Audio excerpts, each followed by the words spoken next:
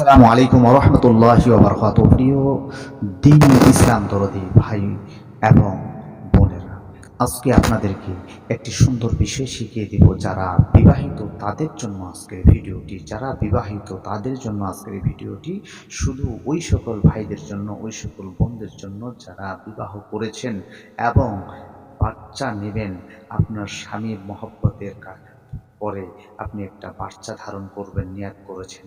ওই সকল ভাইয়েরা যারা মনে মনে নিয়াত করেছে, আমি বাচ্চা, আমার স্ত্রীর গর্ভ থেকে একটা বাচ্চা নেব, আমাকে আব্বা বলে ডাকবে, সুসন্তান, নেককার সন্তান, ভালো সন্তান পাওয়ার জন্য, এবং কি খুবই মেধাবী সন্তান এবং তার স্মৃতিশক্তি প্রখর হওয়ার মতো একটি সন্তান আপনি আল্লাহ পাকের কাছে আশা রেখে আপনি যদি 10 বার এই দোয়াটি পাঠ করতে পারেন, ইয়া মুতাকাব্বিরু, ইয়া মুতাকাব্বিরু, ইয়া মুতাকাব্বিরু, এই দোয়াটি 10 বার পাঠ করে আপনি আপনার স্ত্রীর সঙ্গে সহবাস করেন, আপনি মিলন করেন, তাহলে অবশ্যই আপনার ঘরে আল্লাহ পাক অবশ্যই একটি সুসন্তান দান করবে ইনশাআল্লাহ।